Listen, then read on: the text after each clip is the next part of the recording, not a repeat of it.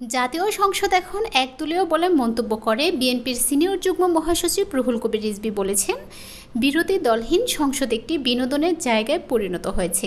শনিবার দুপুরে মিরপুর পল্লবীতে তীব্র গরমে সাধারণ মানুষের মাঝে পানি বিতরণ অনুষ্ঠানে প্রধান অতিথির বক্তব্যে এসব কথা বলেন তিনি।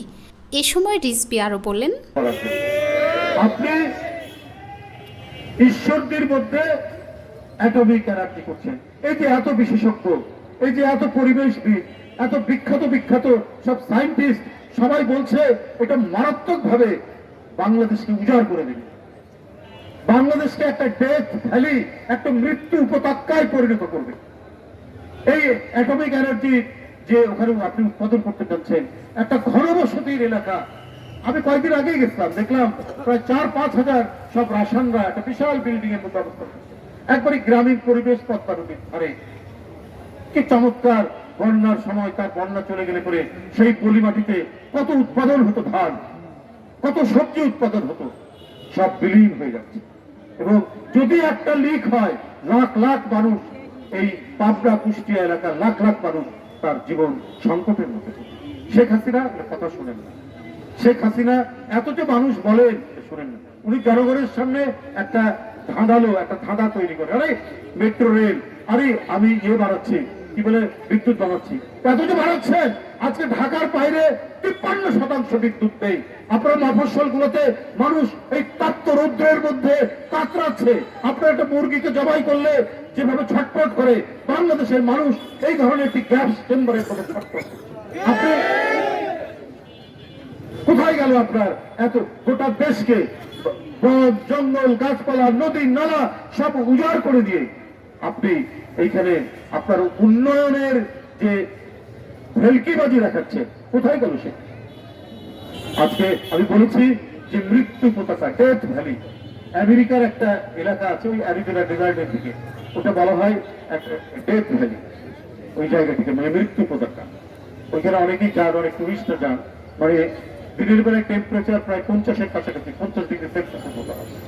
সেটা নামই দিয়েছে ডেথ ভ্যালি। তখন স্বর্ণের সন্ধানে বিভিন্ন জায়গা থেকে ওই রাস্তা দিয়ে যখন যাচ্ছিল ক্যালিফোর্নিয়ায়, মানে একটা সোনার পাহাড়ে সোনা পাওয়া যাবে এই কারণে লক্ষ লক্ষ মানুষ যাচ্ছিল। ওই ডেথ ভ্যালিতে আসলে মানুষ, অসংখ্য মানুষ মারা যাচ্ছে। আজকে বাংলাদেশকে ডেথ ভ্যালিতে পরিণত করেছেন শেখ হাসিনা। বাংলাদেশে যদি বিদেশ থেকে মানুষ আছে, তাহলে সে অসুস্থতা নিয়ে, না হলে মৃত্যুর পরোয়ানা নিয়ে তাকে এখান থেকে যেতে হবে। এই হলো পরিস্থিতি। আপনার অপরিকল্পিত নগরায়ণ, যে যেখানে পাচ্ছে ডোবা নালা নদীর ধার দখল করে নিচ্ছে। আর এরা কারা? আপনি জিজ্ঞেস করবেন, হয় ছাত্রলীগ, নাহলে যুবলীগ, নাহলে আওয়ামী লীগ, না হলে স্বেচ্ছাসেবক লীগ, না হলে মৎস্যজীবী লীগ। লীগ আর লীগ, তাদের মানে এই লীগ বয় হয়ে গেছে বাংলাদেশ। হয়ে গিয়ে তারা জনগণ এবং পরিবেশকে ধ্বংস করে শুধু টাকা, এই টাকার ব্যবস্থা করে দিচ্ছে শেখ হাসিনা। আর এই টাকা তারা দেশেও রাখছে না, তারা নিয়ে যাচ্ছে অস্ট্রেলিয়া, কানাডা, আমেরিকা, দুবাই, প্রত্যেকটি জায়গায়। আপনি দেখবেন কেউ সেকেন্ড হোম বানাচ্ছেন, কেউ থার্ড হোম বানাচ্ছেন, শ্বশুরের নামে, কেউ মায়ের নামে, এইসব জায়গায় তারা বাড়ি বানাচ্ছে। আর এই লুটপাটের এক মহাসমুদ্র বানিয়েছেন, লুটপাটের একটি আখাড়া বানিয়েছেন শেখ হাসিনা বাংলাদেশে।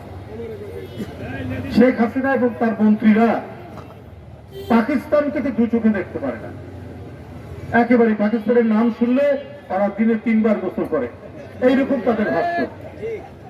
কদিন আগে পাকিস্তানের প্রধানমন্ত্রী বাংলাদেশের অর্থনীতি নিয়ে একটা কি কথা বলেছে, এতই খুশি ওবায়দুল কাদের, বিএনপি দেখে না, অথচ পাকিস্তানও আমাদের উন্নয়নের প্রশংসা করে। বাহ!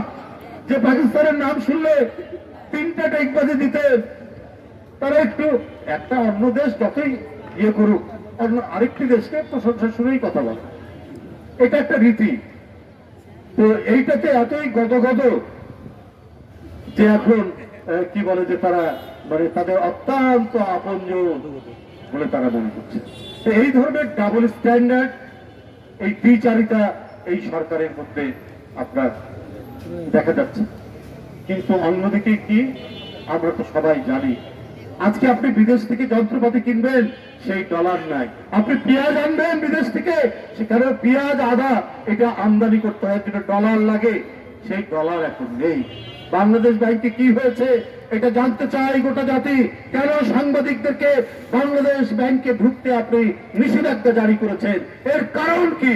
কত অপকর্ম, কত অনাচার, কত লুটপাটের খতিয়ান ওই বাংলাদেশ ব্যাংকে রয়েছে, সেটা জনগণ যাতে না জানতে পারে, তাই গণমাধ্যমের সাংবাদিকদেরকে সেখানে আপনার কি বলে পরিপত্র জারি করে ঘোষণা দিয়ে সাংবাদিকদেরকে বাংলাদেশ ব্যাংকে যাওয়া বন্ধ করে দিয়েছে। যাই হোক বন্ধুরা, আমি আর বক্তব্য দীর্ঘায়িত করবো না, অনেক কথা বললাম আপনাদের সামনে এই গরমের মধ্যে। আজকের আমি ঢাকা মহানগর উত্তর বিএনপির সকল নেতৃবৃন্দ, ফরহাদ আলিম ডালিম এবং ফরহাদ আলিম ডোনার এবং জাতীয় ফুটবলার আমিনুল হকের নেতৃত্বে আমাদের এই বিএনপি যে কতখানি মানব কল্যাণে, কতখানি গণতান্ত্রিক আদায়ে তারা সোচ্চার থাকে, এবং তাদের নেতৃত্বে মহানগর উত্তরে যে ধরনের আজকে বিএনপি বিকশিত হয়েছে, অনেক অত্যাচার, অনেক সরকারি জুলুম নিপীড়নকে উপেক্ষা করে আমি তাদের প্রতি এবং তাদের সাথে তাদের যত নেতৃবৃন্দ আছেন এখানে, যারা কেবল সত্য কারামুক্ত, যারা নিপীড়িত, যারা মামলায় বাড়িতে থাকতে পারেন না, সবার প্রতি আমি আমার কৃতজ্ঞতা জানিয়ে আমার বক্তব্য শেষ করতে পারবেন। বাংলাদেশ। উক্ত অনুষ্ঠানে ঢাকা মহানগর উত্তর বিএনপির ভারপ্রাপ্ত আহ্বায়ক ফরহাদ হালিম ডোনার, সদস্য সচিব আমিনুল হক সহ বিভিন্ন অঙ্গ সংগঠনের নেতাকর্মীরা উপস্থিত ছিলেন।